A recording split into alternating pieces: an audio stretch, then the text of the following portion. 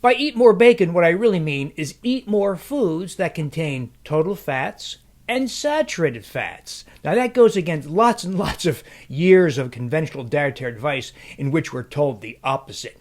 Now, to understand why I say this, though, there's a very fundamental fact about clinical studies that it helps to understand. And because if you do, you'll be able to get beyond the BS, the nonsense that you're often given by your doctor, by headlines, and other sources. So it helps to understand the difference between what's called observational evidence or observational studies and genuine clinical trial data. Observational studies are simply what the name says. They're simply observations.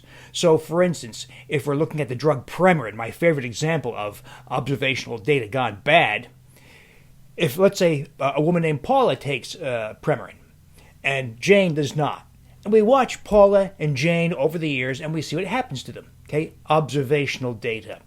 Well, observational data was performed with this drug called Premarin. Premarin, by the way, is a collection of horse estrogens collected from the urine of pregnant horses, then concentrated into a pill.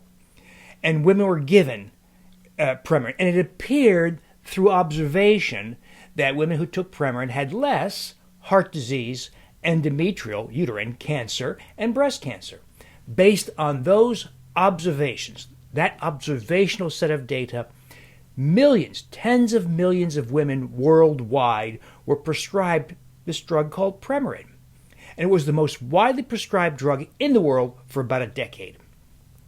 Then 2 real clinical studies were performed. The Women's Health Initiative and the so-called HERS, H-E-R-S trial, in which women were participated and given a pill. The person providing the pill didn't know what it was. They were blinded to it. And the woman receiving the pill wasn't told what it was, just took it. It could have been placebo. It could have been Premarin in this case. And then 5 years later, they were unblinded or told what they were taking. And then the outcomes measured. And in those 2 big trials in which both the researcher and the participant were blinded, and the participant was randomized to either placebo or the drug, there was an increase in cardiovascular death and events. There was an increase in endometrial cancer. There was an increase in breast cancer, and by the way, acceleration of dementia. In other words, the real clinical study data, freed of the bias of observational studies. Because in observations, people who say they go on the drug might be more health conscious, might have a better doctor or more attentive doctor. There's a whole bunch of factors that enter into observations that are more or less controlled in these clinical studies.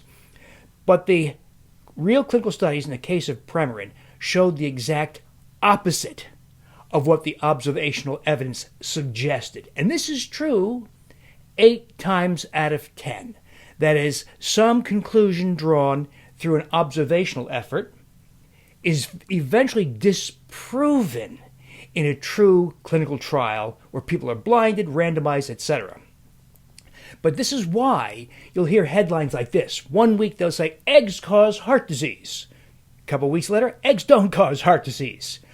You'll hear red meat causes gastrointestinal cancers and colon cancers. A few weeks later, red meat doesn't cause gastrointestinal. Well, why this constant flip-flopping through the headlines? It upsets people. It's very confusing.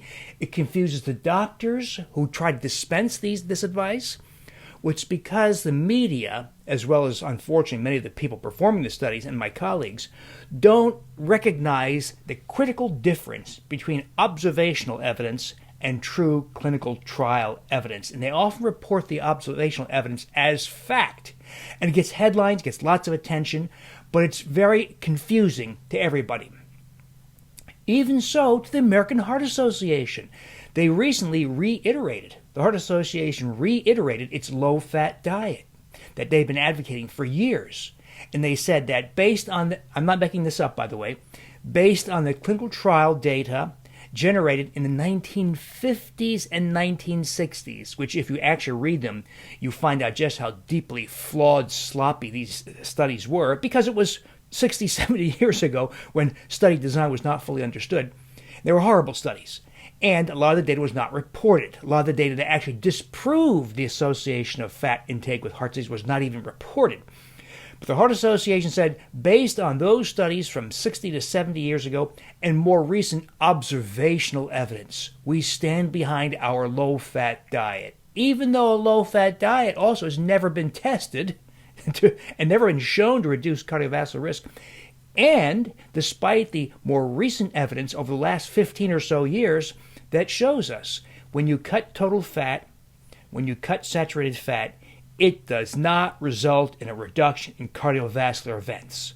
So we have this peculiar situation where even the American Heart Association, by the way, that committee was chaired by a very well-known author of observational studies who built his entire career on publishing observational evidence.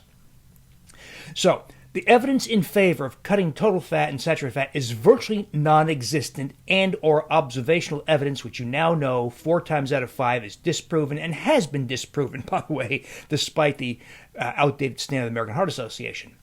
Well, the advocates of low-fat diets and cutting saturated fat will tell you, well, saturated fat raises cholesterol. Who cares? Cholesterol does not cause heart disease. You know, cholesterol, this fatty substance, is in the normal cell walls of your heart's cells. Cholesterol is in the cell walls of the artery cells.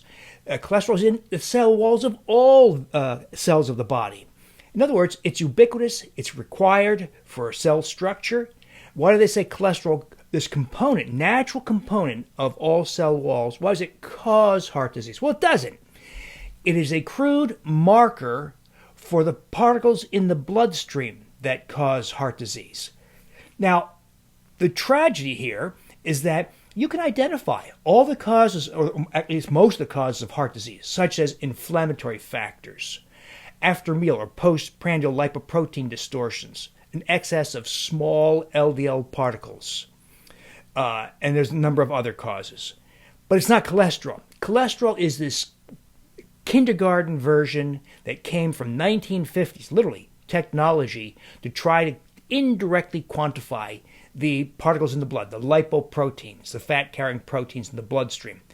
But you can characterize lipoproteins. I've been doing it for over 20 years. I've used a technique called NMR, nuclear magnetic resonance, where the plasma, the clear part of your blood, is put into an MRI device or NMR device, and then fractionated into all its particles, and it tells you precisely what's in the bloodstream. And you can discern there what causes heart disease. And it has nothing to do with cholesterol. This crude, outdated marker that has almost no predictive power on telling you who will have a heart attack, who won't have a heart attack. The real tragedy of cholesterol and the focus on fat, saturated fat, and cholesterol is that it took everybody's attention, including that of my colleagues, off the real causes of heart disease.